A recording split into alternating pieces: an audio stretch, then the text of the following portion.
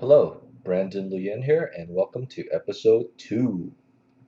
Alright, so here we have the finished piece at the end of this tutorial. And again, this is going to be a paint over of original artwork from one of my students.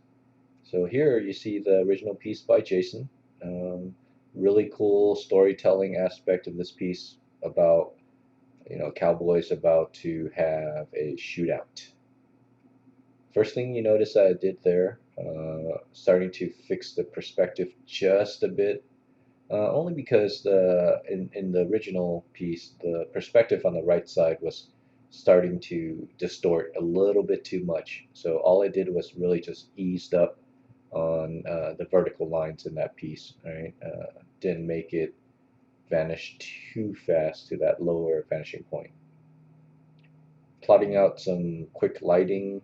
And oh, also notice that on the right side and the bottom of the picture plane, you do see some photos that I've gathered off of Google image search.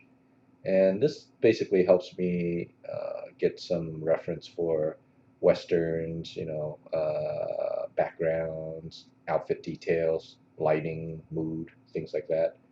And you'd be surprised, right? Really take that time to do some research, pull some pictures off the net, just so you don't have to waste a lot of time making things up, basically.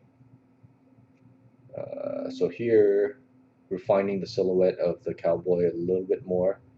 And in the original shot, I felt that the cowboy holding the shotgun or the pistol, his shooting hand was a little bit too close to his hat and the curtains.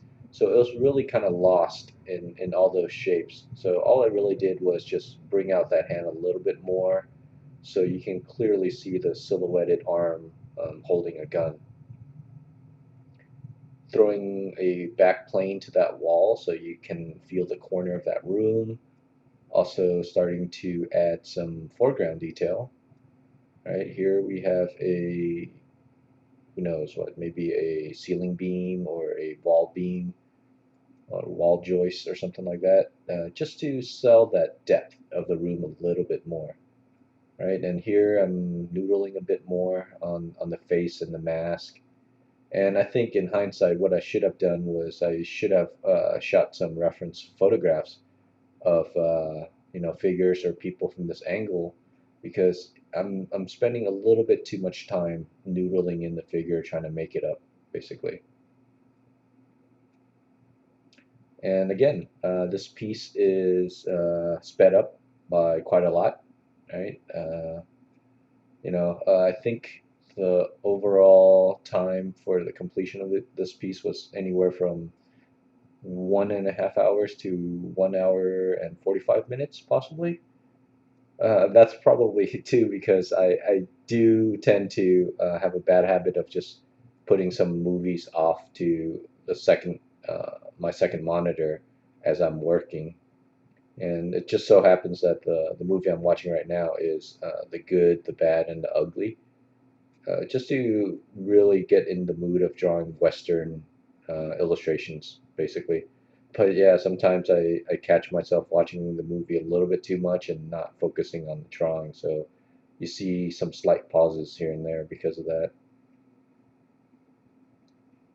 All right, so really trying to nail down some of the clothing details, some of the outfit, that wristband thing that I see the cowboy off to the reference photos wearing there on the right. So yeah, I just basically co-opted that element and added it to the design of this character. Figure out some of the silhouettes for the figures on the outside. All right, so really starting to nail down the picture a bit. And you notice too that sometimes I flip the picture back and forth, left to right, and that's one of the easiest ways to check for drawing accuracy. Sometimes things look a little weird, and sure enough, if you flip the picture horizontally or vertically, you can totally catch your own mistakes. And here I'm trying to figure out the configuration of the window without killing the storytelling element of those three figures outside. All right, so I felt the vertical windows slats were obscuring the figures too much, so I just decided to go with a horizontal opening window instead. Tilting the gun a little bit because it was causing a tangent to that back corner there. And here I think I am starting to refine a little bit more, right? Really clean up the silhouette of that pistol and the shooter's right arm, right? Indicating some wood grain texture on the floor there, the floorboard. Yeah, and really just trying to bring the level of detail up a little bit more because the camera is really close to this wall here, right? Cleaning up some of the windowsill, the window frame, and again, trying to just really trying to figure out that pose there, especially that hand. It still feels a little weird to me. Here, throwing in a pane of glass for the window with some cracks in it, just jumping back and forth between the details of the clothes, what's going on with his left hand. Right, okay. Now it looks like I am starting to just nail down this foreground beam here. Right. Oh, here I am just making a flat pattern and then transforming it so that it fits in perspective on the wall. And this is just a really quick and easy way to do any sort of wall pattern, wallpaper type stuff. All right, again, adding some more wood grain to the walls, just making it a little dingy, dirty, darkening the picture a bit, and then, bringing back some light into the piece. And here, experimenting with some light rays spilling through the window.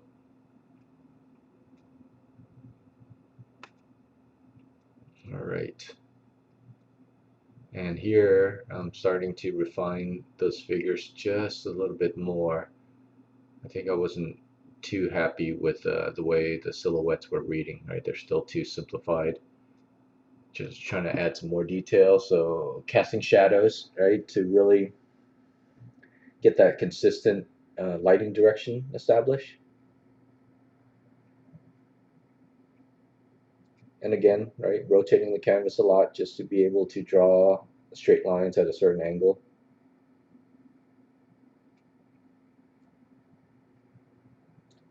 Turning up the lights, testing again for the bloom. Oh, here I am realizing that Jason actually had curtain elements in his original piece, so I didn't want to lose that, so I'm adding them back in. And the reason why I decided to go with clear sheer curtains is that I'm thinking that the wall and the windowsill and that beam in the foreground, they're really heavy solid elements, and if I added another opaque curtain, it might just really weigh down that whole image with too many solid shapes. So that's why I decided to make the curtains a little see-through instead. So here, using the same technique to make a quick pattern that I'll be throwing in onto the curtains. Right, so just really duplicating it, making a grid out of it, a grid of patterns out of it right here, and then you can see I'm again distorting it and transforming it so that it follows the curve of the curtains. So there you see me actually use the liquify tool to bulge the pattern here and there to conform with all the ripples in the curtains. Okay, looks like I am also going to do the same thing to the right curtain. And so just another distorting and again using liquify to modify the shape of the curtains, or sorry, the shape of the patterns for the curtain. Right? Adding in just slight rim lighting to really blend the character into the background. Right? Some more refining going on there. And yeah, so the windowsill lines were still a little bit too shaky, so that's why I keep going back to try to refine it and tighten it up a bit, since it is technically a straight edge. Right, and notice there, the costume detail in his wristband, exactly the same element from that photograph off to the right. So it's nice to have some reference photos or some research photos handy, just so you don't have to always make up everything basically.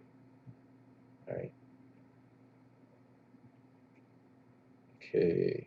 Here again, starting to refine, adding some more cast shadows there, playing around with some of the lighting.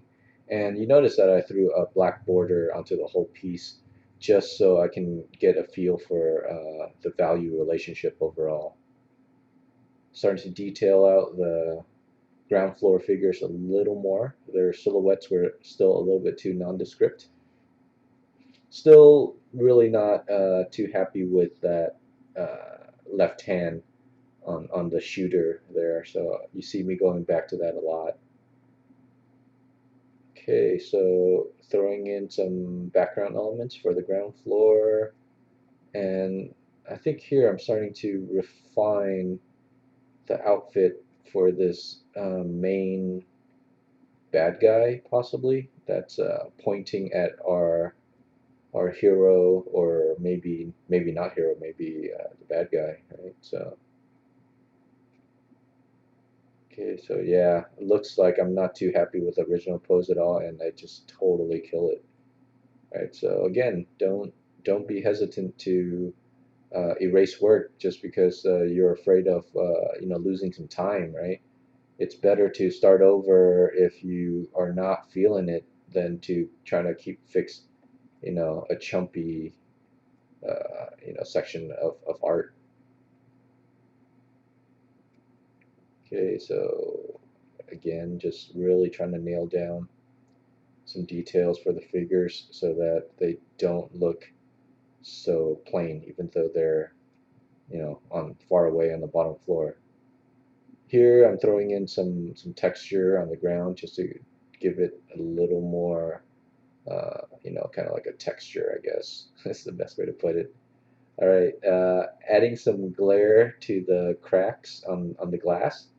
And here, just a really quick gimmick that I saw one of my favorite online artists do, just throwing like particulates in the air, and it really does sell kind of like the mood of the piece, kind of like the dusty room, all those dusts flying through the air and whatnot. Okay, it looks like we're close to wrapping up here. Just again, adding some more lights just to finalize and flesh out the entire piece. Adding some lighter silhouette behind the gun just to really bring that gun um, out to the midground. Okay, here's another look at the original by Jason, and then we're gonna transition over to my take on the piece. So just one of a million ways to approach this, and I hope you enjoyed watching this episode. And see you next time. Thank you.